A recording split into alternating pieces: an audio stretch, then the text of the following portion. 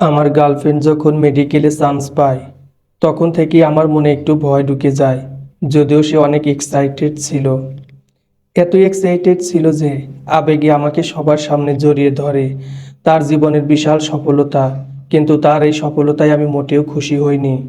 বরং আমার মনে তখন একটা প্রশ্ন ঘুরপাক খাচ্ছে, সুমাইয়া কি আগের মতো থাকবে, নাকি সেখানে নতুন কাউকে পেয়ে ভুলে যাবে। সুমাইয়া একরকম দৌড় দিয়েই বাসা চলে যায়। খুব খুশি সে। আমি কলেজের সামনেই দাঁড়িয়ে রইলাম। সে চলে যাওয়ার পর আমিও বাসার দিকে রওনা দিলাম। চলেন, বাসায় যেতে যেতে আপনাদের পরিচয়টা দিই। আমি জুয়েল, আপাতত স্টুডেন্ট। যার কথা এখন বললাম সে আমার ভালোবাসা। আমাদের 2 বছরের রিলেশন। দুজনেই একই ক্লাসে পড়ি।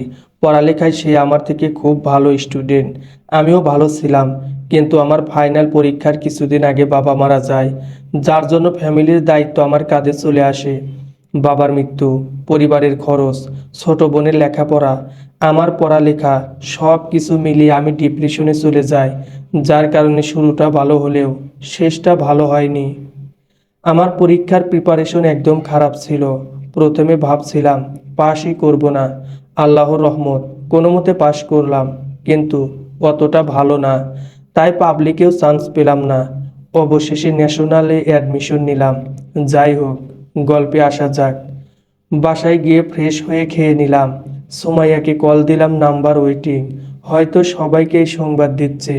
বিকেলে বের হলাম। সানিকে কল দিলাম আসার জন্য। সে আসছে। কিরে, কি অবস্থা? এই তো আছি। তোর কি খবর? সারাদিন কোনো খবর নাই যে।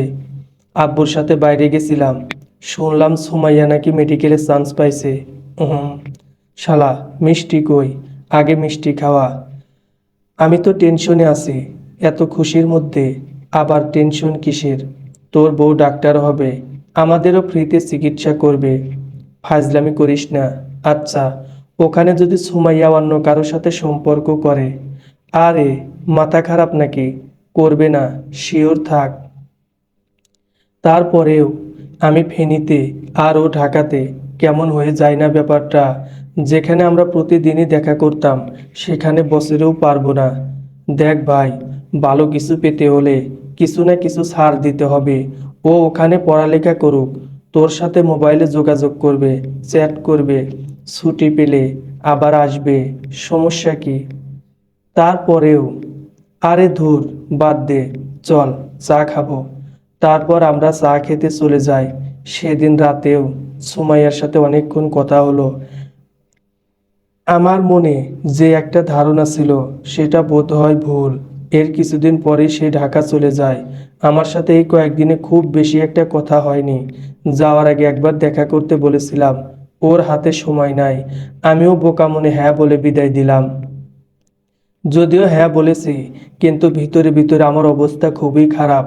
সুমাইয়া চলে যাওয়ার পর আমি ওর কল বা টেক্সটের অপেক্ষায় বসে থাকতাম। আমি নিজে থেকে দিতাম না, কারণ মেডিকেলে পড়ে। আমার থেকে পড়ার চাপ হাজার গুণ বেশি। ও যখন ফ্রি হবে তখন নিজে থেকেই দেবে। সে মাঝে মধ্যে কল দিত। যখন কল দিত নিজেকে খুব ভাগ্যবান মনে হতো। ইদানিং খেয়াল করলাম সুমাইয়া আমার সাথে কোনো প্রকার যোগাযোগ করছে না। আমি মাঝে মধ্যে কল দিই, নাম্বার ওয়েটিং থাকে। যখনই কল দিই, নাম্বার ওয়েটিং, আমার বুকের মধ্যে একটা অন্যরকম ব্যথা অনুভব হতে শুরু করলো। সারাদিন অনলাইনে থাকে, কিন্তু আমি মেসেজ দিলে সিনও করে না। যদিও করে, 1 ঘন্টা পর পর রিপ্লাই দেয়। আমার বুঝতে বাকি রইল না সে অন্য পথে হাঁটা শুরু করেছে। দেখতে দেখতে 4 মাস কেটে গেল। গত 1 মাসে ওর সাথে আমার মাত্র একবার কথা হয়েছে, তাও 2 মিনিট। একদিন রাস্তা দিয়ে হাঁটছি, এমন সময় ওর চাচাতো ভাইয়ের সাথে দেখা। কিছুক্ষণ কথা বলার পর সে বলল সুমাইয়া নাকি বাড়িতে এসেছিল, 3 দিন ছিল, আবার চলে গেছে। ওর কথা শুনে আবারও বিশাল আকারের একটা শক খেলাম। বাড়িতে আসলো, অথচ একবার দেখাও করলো না। যে নাকি একদিন কলেজে দেখা না করলে আমার সাথে রাগ করে 2 দিন কথা বলতো না। সেদিন রাতে আমি ওরে মেসেজ দিই, কি ব্যাপার, বাড়িতে আসছো, অথচ একবারও বলনি। মনে ছিল না। আর আমি খুব একটা সময় নিয়ে যাইনি। 3 দিন ছিলে, তার মধ্যে 3 মিনিটও তোমার সময় ছিল না। থাকলে কি আর তোমার সাথে মিথ্যা বলছি নাকি? সারাদিন অনলাইনে থাকো, কিন্তু আমি মেসেজ দিলে অ্যান্সার দাও না, কারণ কি? আমরা অনলাইনে গ্রুপ স্টাডি করি, পড়ার অনেক চাপ। তুমি তো ন্যাশনালে পড়ো, তুমি এগুলো বুঝবে না। বোকা মনে এই কথাগুলোও বিশ্বাস করলাম। সেদিন আমাদের আর কথা হয়নি। তার কয়েকদিন পরে সে তার অনেকগুলো ফ্রেন্ডের সাথে ছবি আপলোড করেছে, যেখানে সে জিন্সের প্যান্ট পরা ছিল, আর 3জন মেয়ে, 5জন ছেলে। ওর এই কর্মকাণ্ড দেখে আমার মাথায় রক্ত উঠে গেল। কিছু বলতে গিয়েও বলিনি, কারণ যতই হোক ভালোবাসি তো। সাথে সাথে আমি ফেসবুক থেকে বের হয়ে গেলাম। সে আমাকে কথা দিয়েছিল কখনো নিজের রিয়েল পিক আপলোড করবে না, অন্য কোনো ছেলের সাথে রিলেশন তো দূরে থাক, ফ্রেন্ডশিপও করবে না। আমিও ওরে ওয়াদা দিয়েছিলাম আমিও কোনো মেয়ের সাথে ফ্রেন্ডশিপ করব না। আমার ফ্রেন্ডও সে, গার্লফ্রেন্ডও সে, বউও সে, আমার সব কিছু জুড়েই সে আছে। এর মাঝে আমি ওরে অনেক গভীর রাতে অনলাইনে দেখার পর নাম্বারে কল দিলাম, নাম্বার ওয়েটিং। বেশ কয়েকবার দিলাম, বারবার ওয়েটিং। 12টা থেকে 2টা পর্যন্ত ট্রাই করলাম, নাম্বার ওয়েটিং। তারপর একটা টেক্সট করলাম, একটু কথা বলবো তোমার সাথে। 1 ঘন্টা পর রিপ্লাই দিল সে নাকি পড়তেছে। আমিও আর দ্বিতীয়বার টেক্সট করিনি। এর কয়েকদিন পর সে আবার অনেকগুলো ছবি আপলোড করলো, যেখানে একটা ছেলের সাথে খুব কাছাকাছি অবস্থায় আছে। ছেলেটাও ওর কাঁধে ভর দিয়ে বিভিন্ন স্টাইলে ছবি তুলতেছে। 4-5টা ছেলের মাঝে সে একাই একটা মেয়ে। ছবিগুলো দেখে আমার শরীর কাঁপতে শুরু করলো। সাথে সাথে ওরে কল দিলাম, নাম্বার ওয়েটিং। আমিও বারবার দিতে লাগলাম। কয়েকবার দেওয়ার পর সে কল ব্যাক দিল। কল দিয়েই আমার সাথে গরম। কি ব্যাপার, তোমার প্রবলেম কি? এতবার কল কেন দিচ্ছ? তুমি এগুলা কি শুরু করছো? কি করছি আমি? তোমাকে না বলেছি ওই ছেলেগুলার সাথে মিশবে না, পর্দায় থাকবে, কিন্তু তুমি জিন্স প্যান্ট পরে ওদের সাথে কি করো? ছেলেটার সাথে তোমার কি সম্পর্ক যে তোমার গায়ে পর্যন্ত হাত দেয়? আমার লাইফ, আমি যা ইচ্ছে তাই করব, তাতে তোমার কি? আমার কি মানে? দেখো সুমাইয়া, যেগুলো আমি লাইক করি না ওগুলো করবে না, বারবার বলো। পুরো কথা শেষ করার আগেই কল কেটে দিল। আবার কল দিলাম, কিন্তু নাম্বার বিজি, আমাকে ব্লক দিয়ে দিছে। আমার পুরো শরীর কাঁপতেছে। সাথে সাথে সানি আর আয়মানকে কল দিলাম, ওদেরকে আমার সাথে দেখা করতে বললাম। কিছুক্ষণ পর ওরা আসলো। কিরে, কি হয়েছে? হঠাৎ এত জরুরিভাবে আসতে বললি? কি হয়েছে বল। আমি পুরো বিষয়টা ওদেরকে বললাম। হয়তো ফ্রেন্ড হবে, এখানে এত রিয়েক্ট করার কি আছে? তোর মোবাইলে দেখ ওর ছবিগুলো, তাহলে ক্লিয়ার হয়ে যাবে। আর ফ্রেন্ড হলে সেই বিষয়টা আমাকে বুঝিয়ে বলতে পারতো, এভাবে ব্লক কেন দেবে?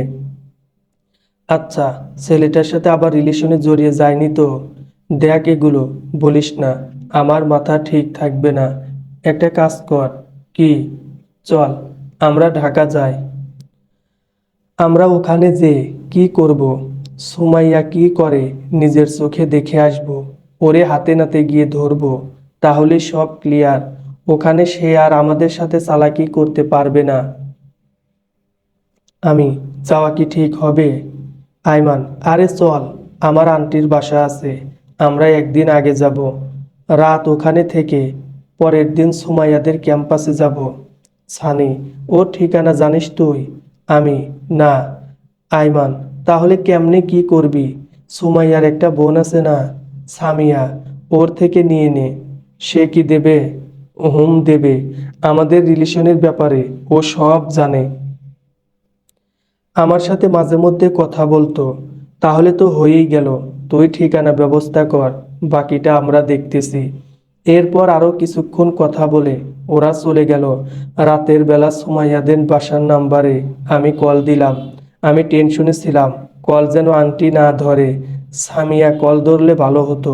কিছুক্ষণ পর সামিয়া কল ধরলো। আমি ওর সাথে কথা বললাম অনেকক্ষণ, শুভেচ্ছা বিনিময় করে ওর বোনের সব কথা জানালাম। সামিয়াও আপসেট হয়ে গেছে। আমি সামিয়ার থেকে ঠিকানা নিলাম এবং এটাও বললাম যাতে সুমাইয়াকে না বলে। রাতের বেলা আমি সামিয়ার আইমানকে কল করে বললাম। সানি বলছে পরের দিন যাওয়ার জন্য। আমিও ঘুরে আম্মুকেই নিয়ে বিনিয়ে বুঝিয়ে সব ঠিকঠাক করলাম। পরের দিন সকালে আমি সানি আর আইমান ঢাকার উদ্দেশ্যে রওনা দিলাম। বাস চলতে শুরু করলো। পথ যে শেষ হচ্ছে না। 4 ঘন্টা পর আমরা ওখানে পৌঁছালাম। সেদিন আইমানের আন্টির বাসায় আমরা থেকে গেলাম। পরের দিন সকালে আমরা রেডি হয়ে সুমাইয়াদের ক্যাম্পাসের উদ্দেশ্যে রওনা দিলাম। একটা রিক্সা নিলাম। কিছুক্ষণ পর ওখানে গিয়ে পৌঁছালাম। আমি ভাবছি হয়তো আমাদের ক্যাম্পাসের মতো সবাই ভিতরে যেতে পারবে, কিন্তু দারোয়ান আমাদের যেতে দিল না। বাইরে কিছুক্ষণ দাঁড়িয়ে রইলাম। এক এক করে কেউ আসছে, কেউ যাচ্ছে, কিন্তু সুমাইয়ার কোনো ছায়াও নাই। আমরা বাইরের একটা ক্যান্টিনে গিয়ে বসে রইলাম। বসতে বসতে প্রায় দুপুর হয়ে গেছে। আমি বারবার ঘড়ির দিকে তাকাচ্ছি।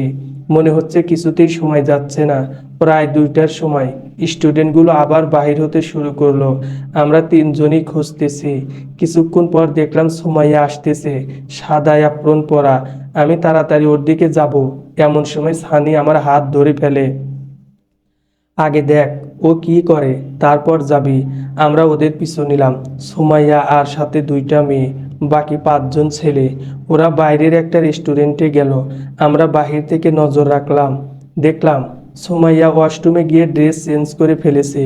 গায়ে একটা গেঞ্জি, এর উপর শার্ট গায়ে দেওয়া, মাঝখানের দিকে উপরের দিকে কয়েকটা বোতাম খোলা। ইচ্ছে করছে থাপ্পড় দিয়ে সব কয়টা দাঁত ফেলে দিই। ওরা খাওয়ার অর্ডার করলো।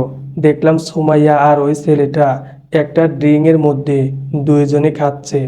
ওদের এই অবস্থা দেখে আমি আর স্থির থাকতে পারিনি। সোজা ভিতরে চলে গেলাম। গিয়ে ঠাস করে একটা চর বসিয়ে দিলাম ছেলেটার গালে। সানি আর আইমান দৌড়ে আমাকে গিয়ে ধরলো। সুমাইয়া অগ্নি চোখে আমার দিকে তাকিয়ে রইল। সাথে সাথে সেও আমাকে একটা চর বসিয়ে দিল। আমি, তুমি এই কাজ করতে পারলে? এই কুত্তা, তোর সাহস কি করে হয় ওর গায়ে হাত তোলার? তোর কোনো যোগ্যতা আছে? হুম, আমার সাথে এতদিন রিলেশন করে, এত স্বপ্ন দেখিয়ে অন্য একটা ছেলের সাথে এগুলো করতে লজ্জা করে না তোমার? তোর সাথে কিসের রিলেশন করব? তোর যোগ্যতা আছে আমার মতো মেয়ের সাথে রিলেশন করার? যা, নিজের মতো কাউকে খুঁজে নে। নিজেকে কখনো আয়নায় দেখেছিস? সানি, দেখো সুমাইয়া, এটা কিন্তু। তুই চুপ কর চামচা কোথাকার। রিলেশন রাখবে না এটা বললেই পারতে, এত নাটক করার কি আছে? সুমাইয়া, তোরে আমি অনেকভাবেই বুঝিয়েছি। তোরে বোঝানোর জন্য আমি এফবিতে ছবি দিই, তোর কল ধরি না, তোর মেসেজ সেন্ড করি না। এরপরও যদি না বুঝিস, তোর থেকে গর্দভ আর কেউ নাই। আমি, হুম, ঠিক বলেছ। আমি আসলেই গর্দভ, আসলেই বোকা, সেজন্য তোমাকে এত ভালোবেসেছিলাম। সুমাইয়া, দেখ, তোর এই ন্যাকামো দেখার টাইম নাই। এখান থেকে যা, না হলে ওদেরকে দেখতেছিস, ওদেরকে দিয়ে এমন মারা মারবো, এখান থেকে আর বেঁচে ফিরে যেতে পারবি না। আইমান আমাকে একটা টান দিয়ে ওখান থেকে বাইরে নিয়ে আসে। তখন মনে হয়েছিল আমার পৃথিবীতে বেঁচে থাকার কোনো মানে নেই। মনে মনে ঠিক করলাম সুইসাইড করে ফেলবো। এই জীবন রাখার চেয়ে মরে যাওয়া অনেক ভালো। সেদিন আমরা আবার ফেনীতে চলে আসি। বারবার সুমাইয়ার কথাগুলো কানে বাজতে লাগলো। কিভাবে পারলো সে এই কাজ করতে? অথচ আমাকে স্পর্শ করে কসম খেয়ে বলেছিল সেদিন কখনো ছেড়ে যাবে না। আমার মতি গতি দেখে সানি আইমান বুঝে গেছে হয়তো আমি খারাপ কিছু করে বসবো।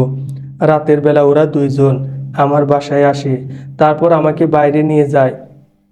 সানি, দেখ, তোর সাথে যেটা হয়েছে সেটা সান্ত্বনা দেওয়ার মতো ভাষা আমাদের নাই, কিন্তু এমন কিছু করিস না যাতে পুরো লাইফ শেষ হয়ে যায়।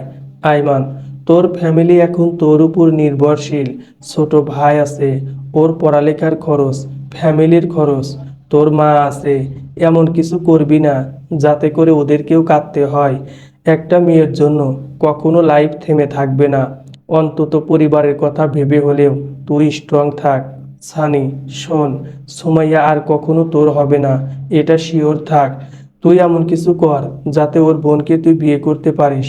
ওর প্রতিশোধ ওর বোনকে বিয়ে করেই নিবি। আমি, না, এটা পসিবল না। সামিয়া আমাকে ভাইয়ের মতো জানে। সানি, জানুক, সমস্যা নাই। আমি, দেখ, এগুলো বলিস না, ওদের কাউকে চাই না।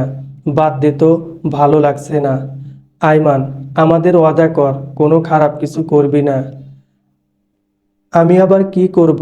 সানি, কি করবি জানি না, তবে কোনো খারাপ কিছু যাতে না শুনি। আমরা আমাদের কোনো বেস্ট ফ্রেন্ডকে হারাতে চাই না। ওরা আরও কিছুক্ষণ থেকে চলে গেল। আমিও বাসায় গিয়ে শুয়ে পড়লাম। কিছুতেই সুমাইয়ার কথা ভুলতে পারছি না। রাতের বেলা একটা ফেক আইডি দিয়ে ওর প্রোফাইলে গেলাম। একটা পোস্ট করেছে। পোস্ট দেখি আমি অবাক, কারণ পোস্টটা ছিল, আজ থেকে আপদটা বিদায় হয়েছে। পোস্টটা যে আমাকে মিন করে লিখেছে সেটা আর বুঝতে বাকি রইল না। চোখের সামনে এত কিছু হয়ে গেছে, অথচ বিশ্বাস করতে কষ্ট হচ্ছে। কিভাবে পারলো সে এই কাজটা করতে? এত তাড়াতাড়ি সব কিছু উলটপালট হয়ে যাবে কখনো কল্পনাই করিনি। যে সুমাইয়া আমাকে ছাড়া কিছুই বুঝতো না, আজ সে আমাকে বলছে আমি আপদ। কত স্বপ্ন ছিল একসাথে বাকি জীবনটা কাটিয়ে দেব, কিন্তু ভাগ্য এতই খারাপ যে এর ধারে পানতেও আমি যেতে পারিনি। আসলেই সত্যিকারের ভালোবাসার কোনো দাম নেই এই পৃথিবীতে। যদি অন্যদের মতো ইউজ করে ছেড়ে দিতাম তাহলে হয়তো ভালো হতো। সানি, আইমান, সুমাইয়ার বোন সামিয়াকে সব কিছু বলেছে। সুমাইয়ার এমন আচরণ তার বোনও মেনে নিতে পারেনি। সেদিন সামিয়া আমাকে কল দিয়ে তার বোনের হয়ে সরি বলেছে। যদিও মেয়েটা ছোট, কিন্তু সব কিছুই খুব সুন্দরভাবে মেনটেন করতে পারে। আমাকে মাঝে মধ্যে মেসেজ দিত, কথা হতো। এভাবে আমার দিন যাচ্ছিল। সুমাইয়ার ছবিগুলো প্রতিদিনই দেখতাম, পুরনো মেসেজগুলো পড়তাম, ওর পছন্দের জায়গায় গিয়ে বসে থাকতাম। যদিও সে আমার কথা আর মনে রাখেনি, কিন্তু আমি তাকে ভুলতে পারিনি। এত কিছুর পরেও ওর জন্য সামান্য ঘৃণা আমার মনে আসেনি। আগের মতোই ভালোবাসি ওরে। প্রায় 6 মাস পর সুমাইয়া বাড়িতে এসেছে। আসার আগের দিন রাতে সামিয়া আমাকে কল দিয়ে বলেছে যে কালকে ওর বোন আসবে। এটাও বলেছে আমাকে যেতে, সব কিছু আবার আগের মতো করবে। আমি কিছু বলিনি, সানিকে কল দিলাম। কই তুই? সানি, টিউশনিতে আছি। আচ্ছা, শেষ করে দিঘির পাড়ে আয়। সানি, ওকে। আইমান তোর সাথে আছে? আমি, না। সানি, আচ্ছা কল দে ওরে। আমি, দিচ্ছি। এরপর আইমানকে কল দিলাম, সে আসলো। এর কিছুক্ষণ পর সানিও আসলো। কিরে, কি হয়েছে? আজকে সুমাইয়া আসছে। আইমান, কখন? আমি, সকালে। সানি, তোরে কে বলেছে? আমি, কাল রাতে সামিয়া কল দিয়েছিল। সে বলেছে, আবার এটাও বলেছে আমাকে যেতে, সব ঠিকঠাক করে দেবে। সানি, তোর মাথা ঠিক আছে? এটা জীবনেও পসিবল না। আইমান, দেখ, সে তোকে যেই পরিমাণ অপমান করেছে, তার উপর অন্য ছেলের সাথে রিলেশন, এতদিনে হয়তো তারা আরো গভীরে চলে গেছে। তোর যাওয়া মোটেও ঠিক হবে না।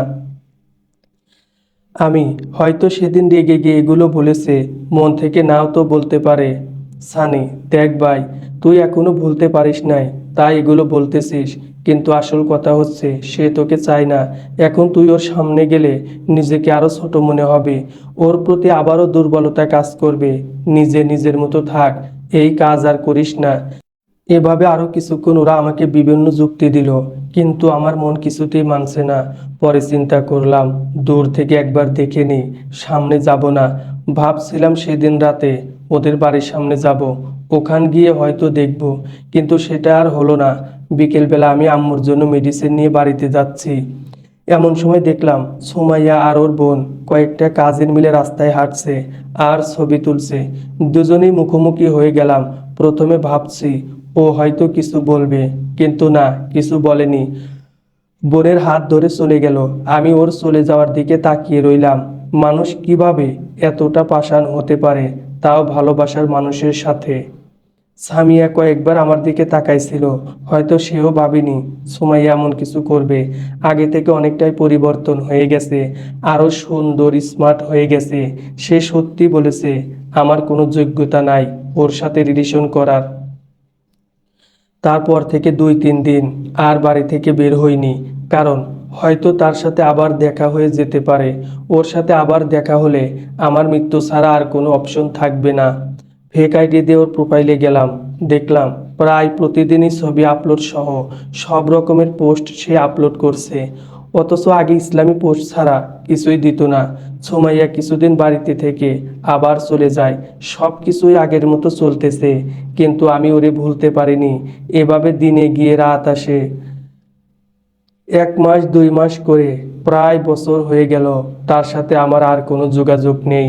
সব কিছু ঠিক থাকলেও 1 সেকেন্ডের জন্য আমি ওরে ভুলতে পারিনি। এর কিছুদিন পর সুমাইয়ার বাবাকে তার কোন আত্মীয় ফোন করে সুমাইয়ার ব্যাপারে সব বলে দেয়। সে সারাদিন আড্ডা নিয়ে বিভিন্ন হোটেল রেস্টুরেন্টে ঘুরে বেড়ানো, পড়ালেখার নাম করে ছেলেদের সাথে বিভিন্ন জায়গায় ঘুরতে যাওয়া, এই সব কিছুই ওর বাবাকে বলে দেয়। ওর বাবা ওর জন্য ছেলে খুঁজতে শুরু করে। আমি ভাবছিলাম প্রথমে ওর বাবাকে ওর বিয়ের ব্যাপারে প্রস্তাব দেব, কিন্তু সে সাহস আমার ছিল না। কারণ প্রথমত আমার বাবা ছিল না, টিউশনির টাকায় সংসার চলে। তখন মাত্র অনার্স সেকেন্ড ইয়ারে পড়তাম, এখনও অনেক কিছুই করার বাকি রয়েছে। তাছাড়া ওদের ফ্যামিলি ছিল আমাদের থেকে অনেক ধনী। তার বাবা জীবনেও রাজি হবে না, আর হলেও সে আমাকে চাইবে না। এর কিছুদিন পরে সুমাইয়ার বিয়ে ঠিক করে ফেললো ওর বাবা। আমার পুরো শরীর কাঁপতে শুরু করলো। চোখের সামনে প্রিয় মানুষটার বিয়ে দেখব, তাও অন্য কারো সাথে। ব্যাপারটা কিছুতেই মেনে নিতে পারছিলাম না।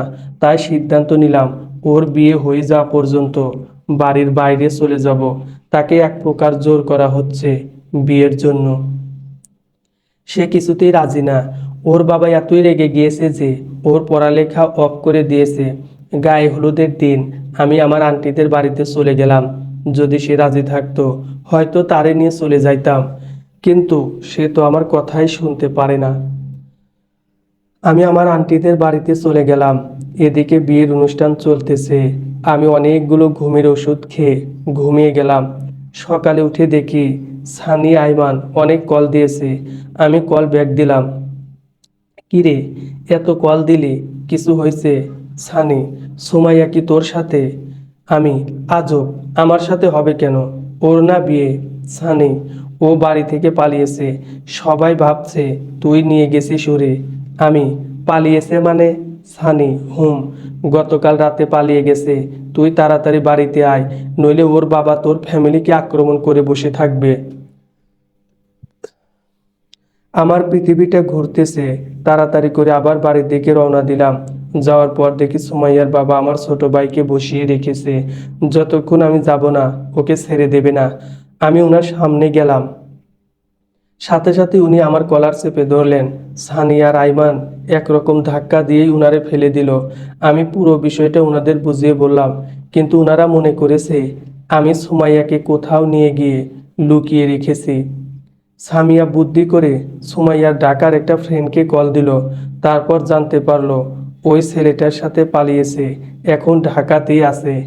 কথাটা শুনে আমার বুকের মধ্যে একটা ব্যথা অনুভব হলো। এত ভালোবাসলাম, আর সে অন্য কারোর সাথে চলে গেছে, একবারও আমার কথা ভাবলো না। সেদিন ছেলেপক্ষের লোকজন এসে সুমাইয়ার বাবাকে অনেক অপমান করলো। এলাকার লোকজন বলতে লাগলো, আরও পড়াও মেয়েকে, ঢাকাতে ডাক্তার বানাবে, আমার মাথা বানাবে। দিল তো, এখন মুখের মধ্যে চুলকানি মাখিয়ে। এভাবে এক একজন এক একটা কথা বলতে লাগলো। সুমাইয়ার বাবা রোবটের মতো দাঁড়িয়ে সবার সব কথা হজম করলেন। আমার নিজের কাছেও কথাগুলো শুনতে খারাপ লাগছে। আমি আমার ভাইকে নিয়ে বাড়িতে চলে গেলাম।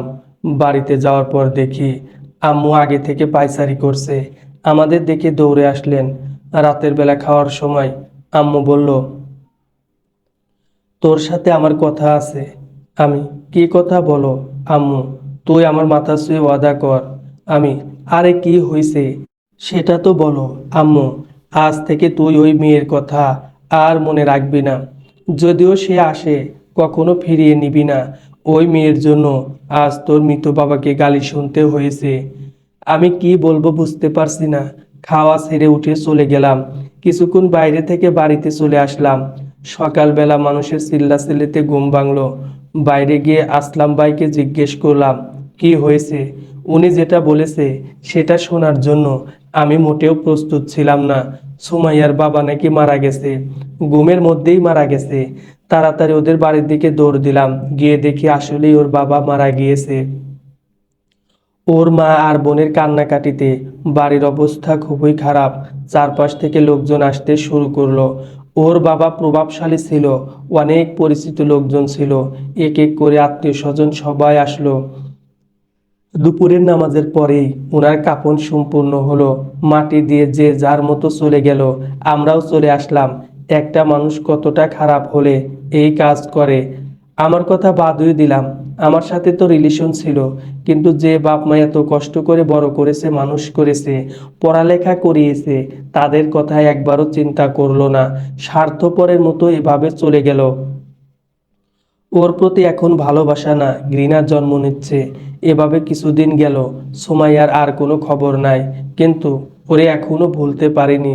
যখন একা থাকি ওর কথাই মনে হতো। এভাবে দিন গিয়ে বছর। সামিয়ার সাথে মাঝে মধ্যে আমার কথা হতো। সুমাইয়ার মাও নাকি অসুস্থ। ওর বাবার কথা চিন্তা করে কান্না করে। আমি মাঝে মধ্যে ওদের বাড়িতে যাইতাম।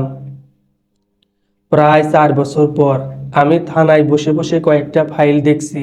ওহ, আপনাদের তো বলাই হয়নি, আমি অনার্স কমপ্লিট করার পর পুলিশে জয়েন করি। এসআই হিসেবে ভালো একটা সুনামও পাই। এর মাঝে অনেক কিছুই হয়ে যায়। আমার ছোট ভাই স্কলারশিপ পেয়ে অস্ট্রেলিয়া চলে যায়। আম্মু আমাদের ছেড়ে চলে যায় এই পৃথিবী ছেড়ে। সব কিছুই আছে আজকে। আমাদের শুধু সুখটা দেখানোর জন্য আম্মু আর আব্বু নাই। আমি সামিয়াকে বিয়ে করি, মানে সুমাইয়ার ছোট বোনকে। ওর মায়ের ইচ্ছেতেই সামিয়াকে বিয়ে করি। চাকরির সুবাদে আমি আর সামিয়া ঢাকাতেই থাকি। ছোট একটা ফ্যামিলি। সামিয়ার আম্মু, মানে আমার শাশুড়ি, উনিও আমাদের সাথে থাকতেন, কিন্তু উনিও চলে যান আমাদের ছেড়ে। ক্যান্সারের কাছে হার মেনে নেয়। যাই হোক, আসল কথায় আসি। আমি অফিসে বসে বসে একটা ফাইল দেখতেছি। এমন সময় আসিফ একটা ফাইল নিয়ে আসে। আসিফ: স্যার, জরুরি একটা কেস আছে। আমি: কি? আসিফ: স্যার, একটা খুন হয়েছে, আমাদের এখনই যেতে হবে।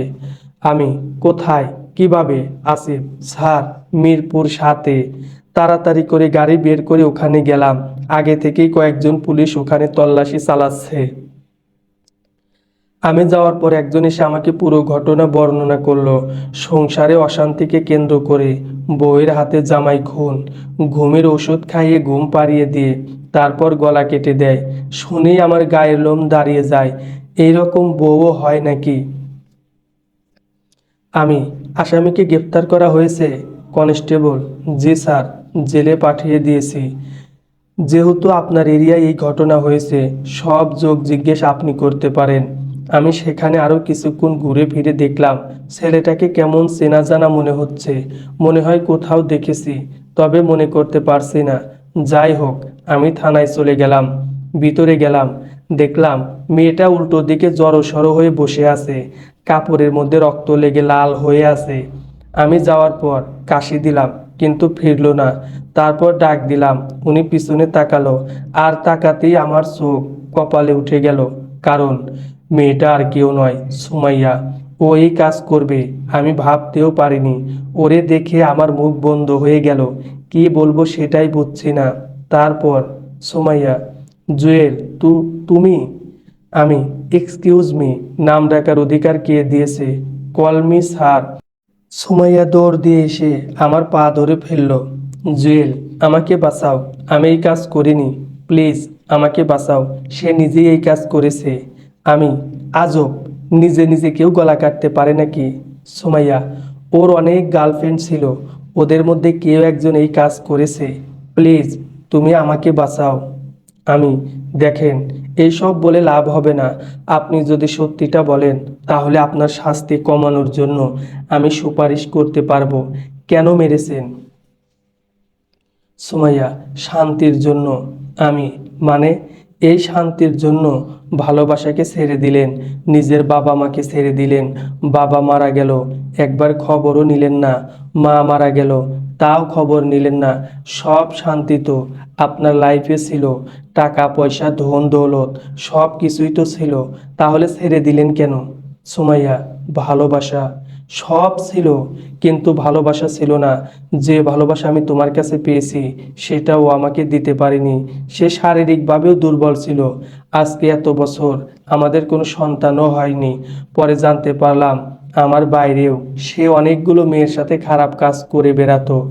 অনেক বুঝিয়েছি, কিন্তু সে বুঝতে চায়নি। দিনের পর দিন আমাকে ইগনোর করেই গেছে। আমি তার জন্য আইন ছিল, এই কাজ করার কি দরকার? সুমাইয়া, আইন তো আর ভালোবাসা ফিরিয়ে দিতে পারবে না। আমি তোমাকে একটা কথা বলতে চাই। আমি কি? সুমাইয়া, আমি আবার তোমার লাইফে ফিরতে চাই। আমি, হা হা হা, আপনি মানসিকভাবে অসুস্থ। আগে আপনার ডাক্তার দেখানো হবে, তারপর আপনাকে কোর্টে চালান করা হবে। আমি কথা বলে চলে আসলাম। বাইরে থেকে আসিফ সব শুনলো, যদিও আমাকে কিছু জিজ্ঞেস করেনি। আমি উড়িয়ে দিয়ে সুমাইয়াকে কোর্টে পাঠানোর জন্য সব ব্যবস্থা করলাম। পরের দিন সকালে সুমাইয়াকে আদালতে পাঠানো হলো। প্রথম দিন যোগ জিজ্ঞেস করলো, সব কিছুতেই সে অপরাধী প্রমাণিত হলো। শরীর খারাপ থাকায় সেদিন কোর্ট স্থগিত করা হলো। রাতের বেলা আমি বাসায় গেলাম। প্রথমে ভাবছিলাম সামিয়াকে কিছু শোনাবো না, পরে ওরে সব কিছু বললাম। কিছু সময়ের জন্য সে স্তব্ধ হয়ে যায়। হওয়ারই কথা, যতই হোক বোন তো। কিছু না বলে চুপচাপ সে রান্নাঘরে চলে যায়। খাওয়ার সময় আমার পাশে এসে দাঁড়ায়। আমি, কিছু বলবে? সামিয়া, আপু এখন কেমন আছে? আমি, আছে, তবে বেশি ভালো না। তার ব্যবহার সাইকো প্রকৃতির হয়ে গেছে, শরীরও ভেঙে গেছে। সামিয়া, আমার একটা অনুরোধ রাখবেন? আমি, কি? সামিয়া, যতদিন আপুকে শাস্তি দিচ্ছে না, ততদিন আমাদের বাসায় নিয়ে আসুক। আজকে কত বছর দেখি না। আমি, এটা পসিবল না, সে এখন থানায় থাকবে। সামিয়া, দেখেন না, কোন একটা বাহানা দিয়ে নিয়ে আসা যায় কিনা। আমি, আচ্ছা, দেখি। সামিয়া, আপুকে নির্দোষ প্রমাণ করা যায় না। আমি, তুমি পাগল হইছো? সবাই জানে সে এই কাজ করেছে, নির্দোষ। জীবনেও সম্ভব না। সামিয়া কিছু না বলে চলে গেল। চোখের সামনে ওর আগের ঘটনাগুলো ভাসতে শুরু করলো। কি থেকে কি হয়ে গেল। পরের দিন আমি অফিসে যাই। স্যারের সাথে কথা বলে সুমাইয়াকে আমাদের বাসায় নিয়ে যাওয়ার কথা বলি। প্রথমে স্যার রাজি হয়নি, পরে ওর শারীরিক অবস্থা দেখে হ্যাঁ করলো। আমি সুমাইয়াকে কয়েকজন মহিলা কনস্টেবল দিয়ে আমাদের বাসায় পাঠিয়ে দিই। বাসা থেকে এসে সুমাইয়া ওর মামলার হাজিরা দিয়ে যায়। আমি খুব একটা বাসায় যাই না এখন, কারণ সুমাইয়ার সাথে এক ছাদের নিচে কেমন যেন অস্বস্তি লাগে। সুমাইয়া প্রায় আমাকে বলতো, তুমি যখন আমার হওনি, অন্য কাউকেও হতে দেব না। আমি হেসে উড়িয়ে দিতাম, কারণ আমার লাইফে যে আছে সে তারই বোন। এভাবে কিছুদিন চলে যায়। সেদিন আমার রাতে ডিউটি ছিল। সকালবেলা একটা কনস্টেবল এসে আমাকে একটা চিঠি দেয়। প্রিয়, যখন তুমি আমাকে ভালোবেসেছিলে, আমি বুঝতে পারিনি তোমায়।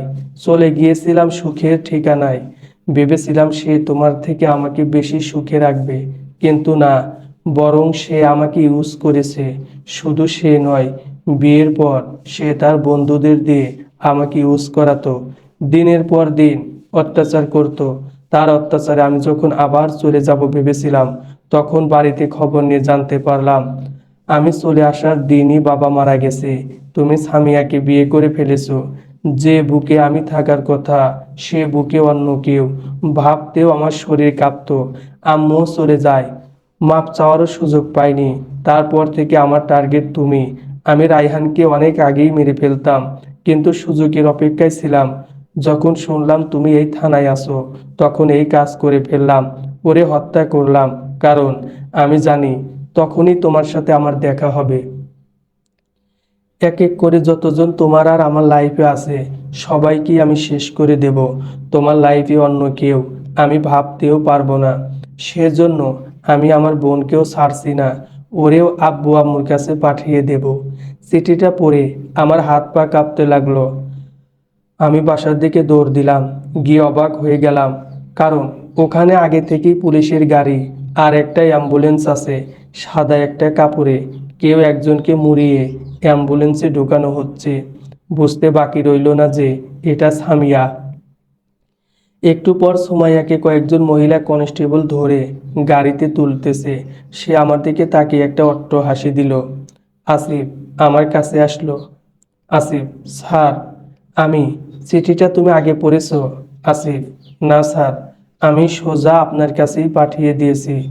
আমি, তাহলে এখানে পুলিশ আর অ্যাম্বুলেন্স লাগবে, তুমি কেমনে জানো? আসিফ কিছু না বলে মাথা নিচু করে দাঁড়িয়ে আছে। সামিয়ার লাশ হাসপাতাল থেকে কাফন পরিয়ে নিয়ে আসা হলো। আমি রোবটের মতোই দাঁড়িয়ে রইলাম। সামিয়াকে কবর দিয়ে মনে হচ্ছে পৃথিবীর সব থেকে নিকৃষ্ট ব্যক্তিটা আমি। কয়েকদিন পরে সুমাইয়াকে আদালতে পাঠানো হলো। তাকে যাবজ্জীবন কারাদণ্ড দেওয়া হলো। খুশি হব নাকি কাঁদবো সেটাই বুঝছি না। সামিয়ার কবরের পাশে গিয়ে বসে রইলাম। অফিস থেকে আমাকে কিছুদিনের জন্য ছুটি দেওয়া হলো। সকালে ফজরের নামাজের পর আসিফ কল দিল, সুমাইয়া নাকি আত্মহত্যা করেছে। তাড়াতাড়ি করে অফিসে গেলাম। হ্যাঁ, আসলেই নিজের কাপড় পেঁচিয়ে আত্মহত্যা করেছে। স্থির দাঁড়িয়ে রইলাম। মনে হচ্ছে একটা অজানা ঝড় এসে পুরো জীবনটা এলোমেলো করে দিল। ওরে মর্গে পাঠানো হলো। পোস্টমর্টেম শেষ করার পর স্যারকে বলে ওরে সামিয়ার পাশে দাফন করা হলো। এখন রাত প্রায় 9টা। আমি দাঁড়িয়ে আছি ওদের দুই বোনের কবরের পাশে। জীবনে চেয়েছিলাম খুব সুন্দরভাবে বাঁচতে, কিন্তু বিধাতা আমাকে কপালে ভালো থাকা লিখে রাখেনি। সুমাইয়ার চলে যাওয়ার পর সামিয়াই আমার সব ছিল। এত ভালোবেসে আমায়, যেখানে সুমাইয়ার কথা আমার মনেও পড়তো না। তাকেও চলে যেতে হলো। বাবা চলে যাওয়ার পর মাও একা রেখে চলে গেল। যাকে ঘিরে বাঁচতে চেয়েছিলাম সেও চলে গেল। সুমাইয়াকে কবর থেকে তুলে একটা কথা বলতে ইচ্ছে করছে, গায়ের রং সুন্দর হলে মানুষ সুন্দর হয় না, অনেক টাকা থাকলে মানুষ সুখী হয় না। হয়তো আমি কালো ছিলাম, গরিব ছিলাম, কিন্তু আমারও সুন্দর একটা মন ছিল। ওর প্রতি ভালোবাসা, শ্রদ্ধা, সম্মান সবই ছিল, শুধু সেই ছিল না। টাকা থাকলে সব সুখ পাওয়া যায় না। সুখ পেতে হলে মন লাগে, ভালোবাসা লাগে। জীবনের জন্য একা করে সবাইকে নিয়ে সে চলে গেছে। আসলে সে ঠিক বলেছে, আমার লাইফে অন্য কাউকে সে কখনো সহ্য করতে পারবে না। সেজন্য নিজের বোনকেও ছাড়েনি। এই মিথ্যে অভিনয় পৃথিবীতে আর কাউকে নিয়ে বাঁচতে চায় না, চায় না কারো লাইফে জড়াতে। বাকিটা জীবন না হয় একাই কাটিয়ে দেব।